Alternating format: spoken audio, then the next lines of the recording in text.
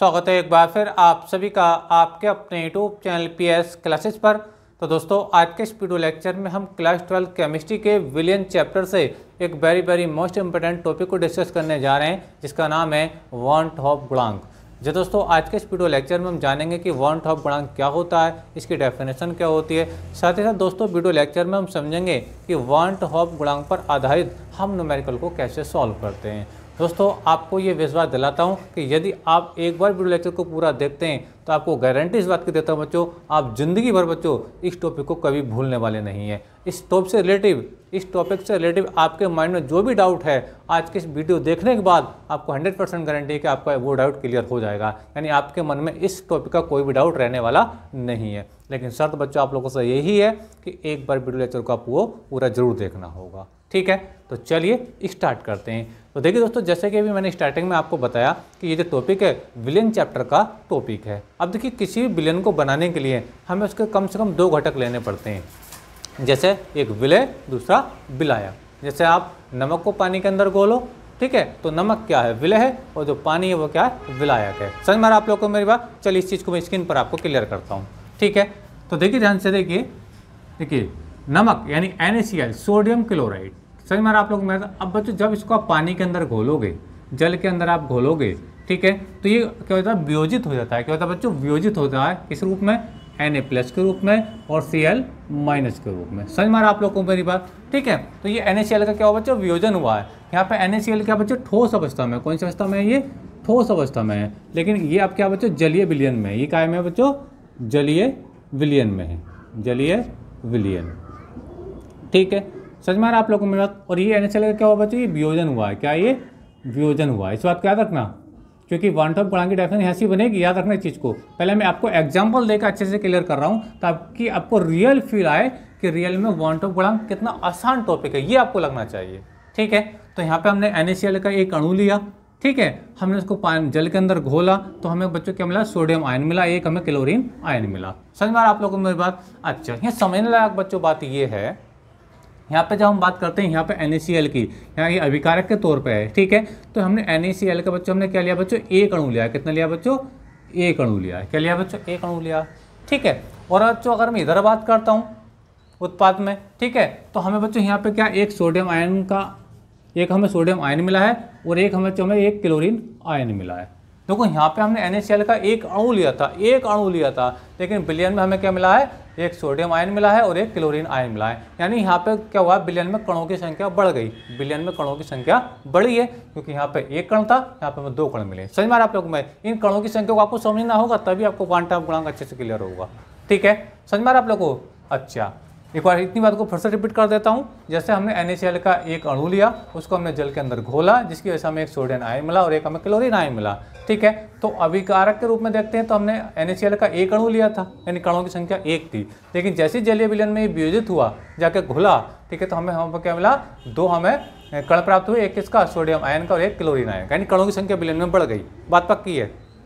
अच्छा, एक दूसरा एग्जाम्पल समझते हैं। तो ये तो वियोजन का हो गया, एक संगुणन का जो इकट्ठा होता है उसको समझ लेते हैं। जैसे मान लीजिए हमारे पास एसिटिक अम्ल है CH3COO है, एसिटिक अम्ल है। ठीक है, अब बच्चों इसके 2 मोलिकुलर हैं, क्या 2 मोलिकुलर हैं। ठीक है, अब बच्चों इसको जब हम पानी के अंदर घोलेंगे, जल के अंदर जब बच्चों इसको हम घोलेंगे, ठीक है, तो इसका होल ट्वाइस की फॉर्म में एक अणु बन जाता है। कितना बन जाता है, एक। जैसे देखिए CH3COOH का होल ट्वाइस। ठीक है, समझ में आ रहा आप लोगों को। देखो यहाँ पे ध्यान से देखो, यहाँ पे अभिकारक था, अभिकारक के तौर पर हमने कितने अणु लिए, हमने 2 अणु लिए। कितने लिए बच्चों, 2 अणु लिए। लेकिन यहाँ पे देखो, यहाँ पे तो कुछ भी नहीं बचा। समझ में आ रहा आप लोगों को, होल ट्वाइस पे पहुंच गया ना, तो हमें एसिटिक अम्ल का होल ट्वाइस के फॉर्म में एक अणु मिला है। कितना अणु मिला बच्चों, एक अणु मिला। ठीक है, समझ में आ रहा। तो यहाँ पे कणों की संख्या घटी है, यहाँ पे कणों की संख्या क्या बच्चों, घटी है। और जब कणों की संख्या बच्चों घटती है तो इसको बोलते हैं बच्चों हम संगुणन। क्या बोलते हैं, संगुणन, संगुणन बोलते हैं। समझ में आ रहा आप लोग को मेरी बात। ठीक है, समझ में आ रहा है।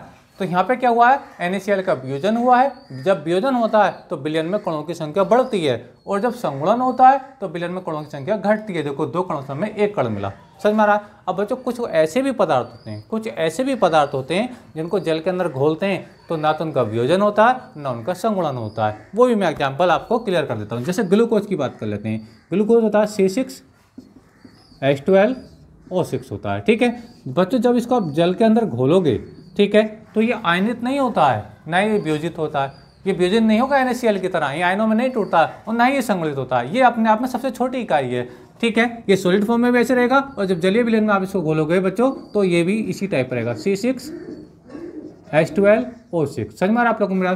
तो यहाँ पे भी कणों की संख्या 1 है और यहाँ पे भी कणों की संख्या 1 है। इसका मतलब ये है कि आपका इस ग्लूकोज का ना तो विलयन में संगुणन हुआ है और ना ही यहाँ पे इसका वियोजन हुआ है, यानी इधर भी कणों की संख्या 1 है और इधर भी कणों की संख्या बच्चों 1 है। तो जब किसी पदार्थ का ना संगुणन होता है ना वियोजन होता है तो विलयन में और विलय की जो कणों की संख्या होती है बिल्कुल बराबर होती है, इधर भी 1 इधर भी 1।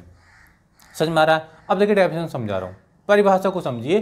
बांटव गुणांक की परिभाषा क्या होती है? परिभाषा ये है, वियोजन या संगुणन, वियोजन या संगुणन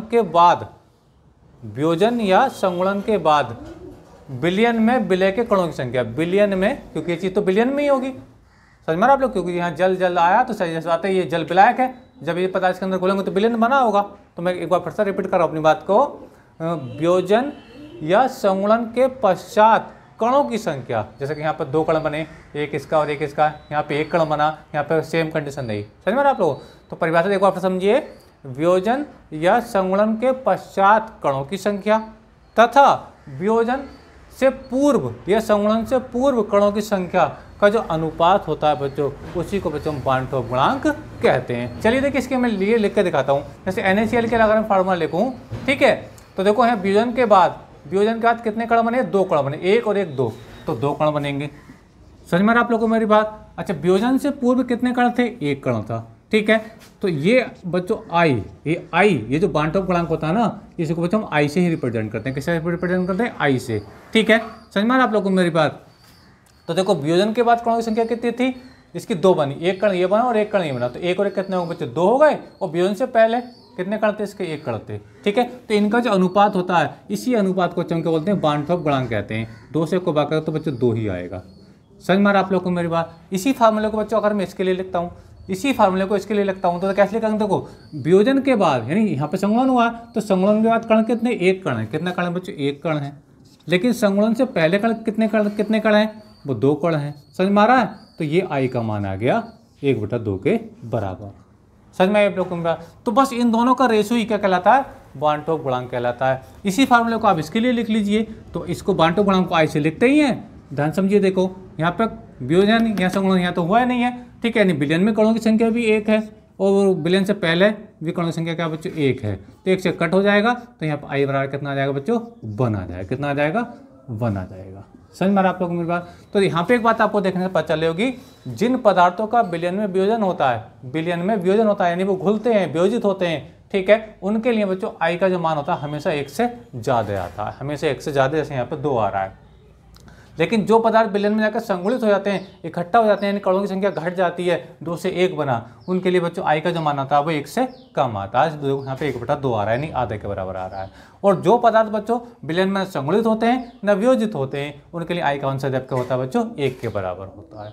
समझ में आ रहा है? ऐसा इसलिए होता है क्योंकि वियोजन से पहले या संगुणन से पहले भी कणों की संख्या जितनी थी और वियोजन या संगुणन के बाद संख्या उतनी ही है इनकी। तो इनके लिए बच्चों क्या होता है? I का मान हमेशा 1 होता है। तो आइए बच्चों, मेरी बात आपको अच्छे से क्लियर हो गई होगी। ठीक है, परिभाषा क्या थी एक बार मैं फिर से बता रहा हूं।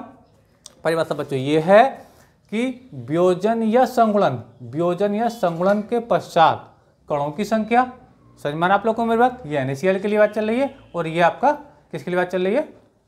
आपका Ht अम्ल के लिए बात चल रही है। ठीक है, तो वियोजन या संगुणन के पश्चात कणों की संख्या तथा वियोजन या संगुणन से पूर्व कणों की संख्या का जो अनुपात होता है, ठीक है, उसी अनुपात को बच्चों बांटव गुणांक कहते हैं। इसे हम I से प्रदर्शित करते हैं। क्लियर होगा मेरी बात? उम्मीद करता हूँ यहाँ तक की बात आपको अच्छे से क्लियर हो गई होगी।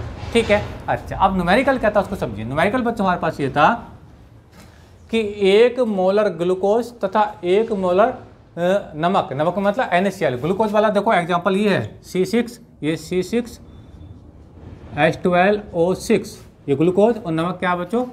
NaCl। ठीक है, कि जलीय विलयन में किसका परासरण दाब अधिक होगा? अब किसका परासरण दाब अधिक होगा? जिसके लिए I का मान ज्यादा होगा, क्योंकि परासरण दाब जो है ना, परासरण दाब एक अणु संख्या गुण है। प्रसारण दाब क्या बच्चों, एक अणु संख्या गुण है जो बिलियन में विलय की कणों की संख्या पर निर्भर करती है, बिलियन में विलय की कणों की संख्या पर निर्भर करती है। अब देखिए ध्यान से देखिए, बड़ा देखिए ध्यान समझिए। देखो NaCl वाले केस में, NaCl वाले केस में I का मान कितना निकाला, 2 आया, यानी इसमें कणों की संख्या कितनी हो गई थी, 2 हो गई थी। समझ में आप लोग मेरा। अब ग्लूकोज वाले केस में बच्चों वही वाली बात है, ग्लूकोज की वाली बात है, और ये बच्चों NaCl वाली बात मैंने आपको बताई थी। ये जो बात मैंने आपको बताई थी ये NaCl वाली बात थी, ठीक है। और ये जो मैंने आपको बताया ग्लूकोज के लिए बताया, तो ग्लूकोज के लिए I का मान कितना आया, 1 आया। और जो नमक के लिए, जो सोडियम क्लोराइड था, इसके लिए I का मान कितना आया, 2 आया। समझ में आ रहा है। तो कणों की संख्या कहाँ, मतलब I का मान कहाँ ज़्यादा आ रहा है, इसके लिए ज़्यादा आ रहा है। I का मान नमक के लिए ज़्यादा आ रहा है और ग्लूकोज के लिए कम आ रहा है। तो I का मान जहाँ ज़्यादा होता है वहाँ कणों की संख्या ज़्यादा होती है, क्योंकि एक कण से देखो यहाँ पर 2 कण बन गए थे। समझ में आ रहा है। तो जहाँ कणों की संख्या ज़्यादा होती है वहीं प्रसारण दाब का मान ज़्यादा होगा, क्योंकि जो प्रसारण दाब होता है बिलियन में विलय के कणों की संख्या पर निर्भर करता है, क्योंकि वो बिलियन का एक अणु संख्या गुण है। तो जहाँ I का मान ज़्यादा होगा, जिसके लिए I का मान ज़्यादा होगा उसी के लिए प्रसारण दाब ज़्यादा होगा, ठीक है। और जिसके लिए I का मान कम होगा, उसके लिए बच्चों प्रसारण दाब का मान क्या होगा, कम होगा। तो इस बात से आपको क्लियर हो रहा होगा कि 0.1 मोलर ग्लूकोज तथा 0.1 मोलर नमक के बिलियन में, ठीक है, किसका प्रसारण दाब अधिक होगा बच्चों, किसका अधिक होगा, वो NaCl का अधिक होगा। किसका अधिक होगा, NaCl का अधिक होगा, क्योंकि NaCl का I का मान ज़्यादा आ रहा है और ग्लूकोज के लिए I का मान कम आ रहा है। तो जिसके लिए I का मान ज़्यादा होता है उसी का बच्चों प्रसारण दाब अधिक होता है। समझ में आ रहा आप लोगों को मेरी बात। तो आइए बच्चों ये बात आपको बात क्लियर हो गई होगी, तो न्यूमेरिकल का आपको आंसर मिल गया होगा, ठीक है। तो उम्मीद करता हूँ बच्चों दोनों टॉपिक आपको अच्छे से क्लियर होंगे। बांटोप गुणांक की परिभाषा मैंने आपको बताई, परिभाषा आप लिख सकते हैं। देखिए मैं बोल रहा हूँ, ध्यान सुनिए। वियोजन या संगुणन के पश्चात, इधर वाली बात चल रही है ना, वियोजन या संगुणन के पश्चात कणों की संख्या तथा वियोजन या संगुणन से पूर्व कणों की संख्या का जो अनुपात होता है वो कहलाता है बच्चों बांटोप गुणांक कहलाता है। तो चलिए दोस्तों आज के इस वीडियो लेक्चर में बस इतना ही। उम्मीद करता हूँ वीडियो आपको अच्छा लगा होगा। वीडियो अच्छा लगा तो वीडियो को लाइक और हमारे चैनल को सब्सक्राइब कर लीजिए और कमेंट करके जरूर बताइए वीडियो आपको कैसा लगा। मिलेंगे किसी नेक्स्ट वीडियो में किसी नए टॉपिक के साथ, तब तक के लिए धन्यवाद। Best of luck.